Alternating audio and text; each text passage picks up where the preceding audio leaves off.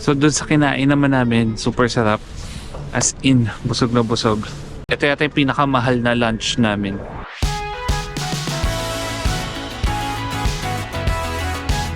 Wait! For today's vlog, pupunta tayo sa Wakayama Marina City.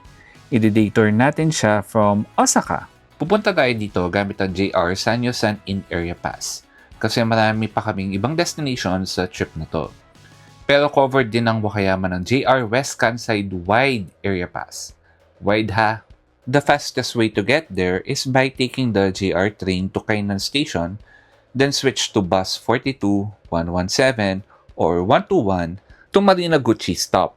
Pero the JR Sanyo-san In-Pass can only take you as far as Wakayama Station. Pero pwede rin na doon na kayo bumaba to catch the same buses na nasa Marina City mismo. One train and one bus ride tayo. So dito kami nagstay sa Shin Osaka area. So we'll take the train from Shin Osaka Station to Wakayama Station, and then from here sasakay tayo ng bus to Marina City. Yung estimate na total travel time natin is almost 2 hours. May dalawa tayong stops dito sa Marina City. Ang una nating stop is itong Kuroshio Market kung saan ginagawa yung tuna filleting event na dinarayo ng mga locals. Second stop is Porto Europa, which is an amusement park na European theme ang mga structures dito. By the way, meron tayong separate video discussing the different types of Japan passes. Kung paano kayo matutulungan para mas makatipid and ma-maximize ang stay nyo sa Japan. You may check the link in the description or link sa taas para sa video. Tara at explore natin ang Wakayama Marina City, and sasabihin namin sa end ng video kung worth it bang puntahan to and dapat ba siyang i-keep sa itinerary or kailangan bang i-rethink it if hindi namin siya ma-recommend. Pero remember tipiters, personal take ko to ha. Kung meron kayong ibang take or if nakapunta na kayo dito and nag-enjoy naman kayo, okay lang yon. Let us know your thoughts din sa comment section ng video na to. Wait! Another day, another city. So ngayon, nandito kami sa Wakayama. Ano ba ginagawa namin sa Wakayama? So first stop namin dito sa Kuroshio Market. Kung saan every 12 PM may kinakat na tuna head. Hanapin lang namin kung saan yun.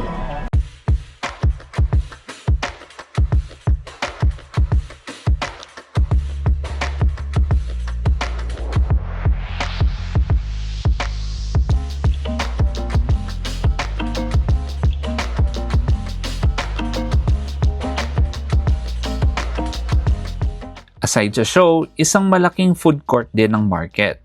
From ramen to sashimi, meron dito. Parang ang nagka-choice paralysis kami ni Yosh sa dami ng mga options dito.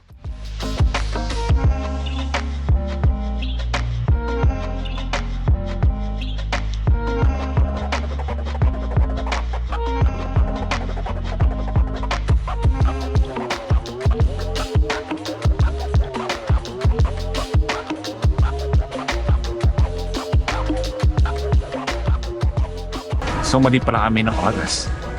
12:30 pa yung pag-cut ng tuna. Mismong sa loob ng binila namin ng mga food. Nasa gitna siyang part, nasa front side. Since 12:30 pa yung event na yon, nag-decide na lang kami na kumain na. Kasi super natakam kami sa fatty tuna.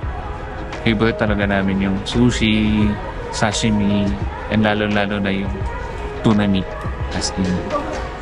Kaya ito, kain na muna tayo. So ito yung order ko. 2,350 yen. Itong buong bowl na to. Pero actually regular size lang siya mga guys. Fatty tuna siya. May dalawang, ito, super fatty tuna. Ito yung medium fatty tuna. Tapos yung lean meat.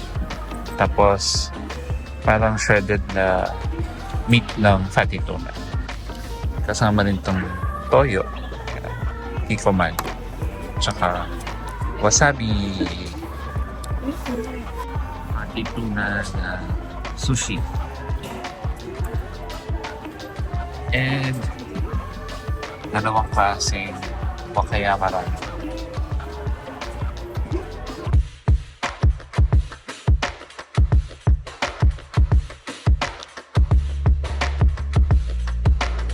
Ito yung hinahanap kong melting mo.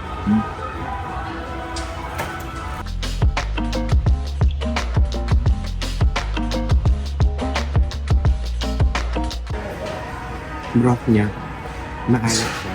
Pork bone, rich naman. But it reminds me of yung mga nisin na ramen na nakitake out. Pero masarap.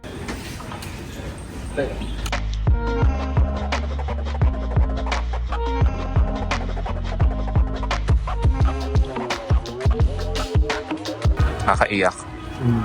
Lambot. Medyo melt in your mouth naman siya. Pero hindi, mas naalala ko pa rin sa Endo Sushi. Mas malala yun.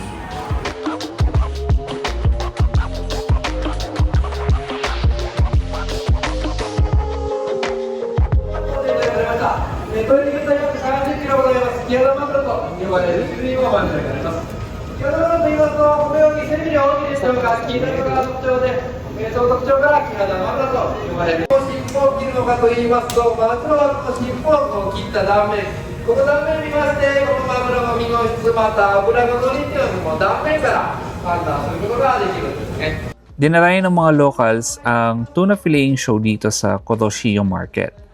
May 3 schedule sila. Merong 11 a.m., 12:30 p.m., and 3 o'clock p.m. shows. Dito ipapakita sa atin kung paano nila kinakat and fillet ang isang buong tuna. Nakaka-amaze yung pagka-razor sharp ng kutsilyo and yung precision ng mga cuts na ginagawa nila.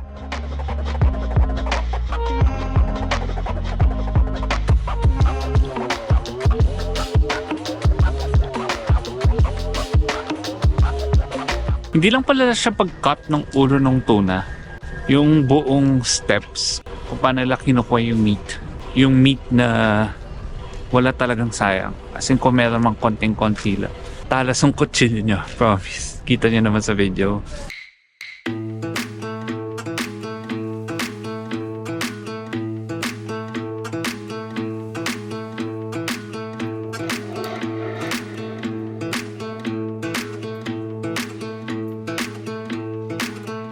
Nandito kami sa Porto Europa. Ayan. So, European style ng mga bahay. European theme park. Makita dito is mga parang mga bahay sa Europe. Yun yung peg ng theme park na to. Free admission siya pero yung mga rides sa loob may ano siya, bayad.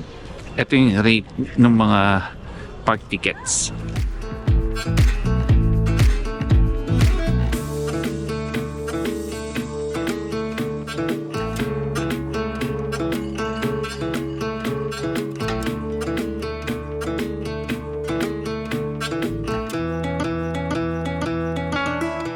Dito naman sa Porto Europa, dahil late autumn na nung nagpunta tayo dito, medyo malamig na. Natsyempo na makulimlim ang panahon and mahangin pa. Anyway, isa tong amusement park. May mga rides like merry-go-round, Twin Dragons na parang Anchors Away version nila, and Pine Star na parang roller coaster. Meron din mga claw machines dito if hindi natin bet malamigan sa mga rides. Pero ayun, feeling ko lang, okay puntahan to during late spring, early summer, or early autumn.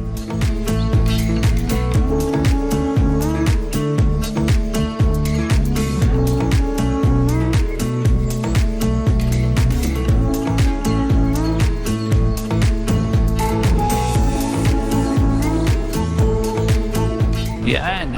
So we're finally done dito sa Wakayama tour namin. Yan, pabalik na kami ng Shin Osaka. And if mapupunta kayo dito sa Wakayama, and pupunta kayo specifically dito sa Marina City. Ayan. So ngayon, kung nag-worry kayo kung paano makabalik, ito kung paano.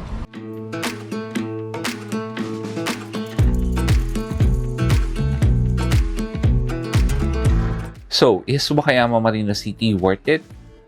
Okay, here's the thing.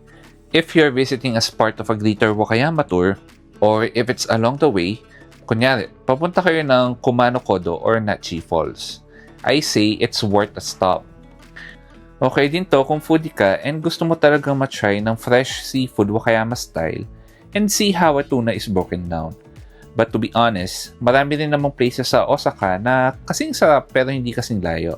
Pero kung ito lang ang pupuntahan mo and you're based in Osaka, given that the journey to get here takes over 2 hours one way and costs around 1,800 yen without a pass, baka masyadong maliit ang payoff.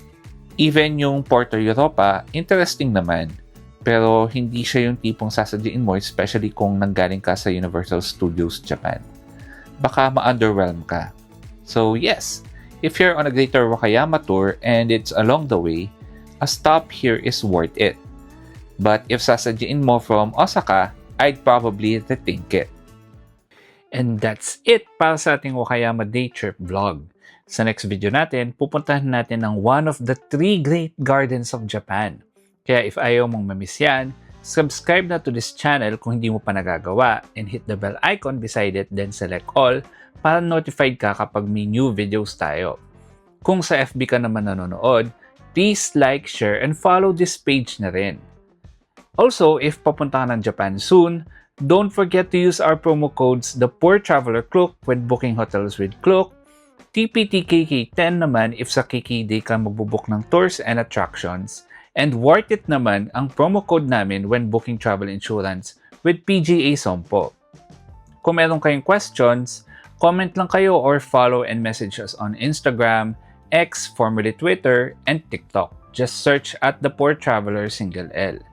Kung gusto nyo ng more tips and makinig sa mga nakakatawang kwentuhan namin about our trips, follow and tune in to The Poor Traveler Podcast on Spotify, Apple Podcasts, and Google Podcasts. If nakatulong sa inyo ang video na to, you can show your appreciation by tipping us. Just visit thepoortraveler.net/donate. And pwede kayong mag-tip dyan via GCash, Maya, GrabPay, bank transfer, and credit card. All tips this month will be contributed to the Poor Traveler Scholarship Program kasi nagpapaaral tayo ng mga college scholars. That's all for now. Remember, plan smart, travel safe, and make every trip worth it!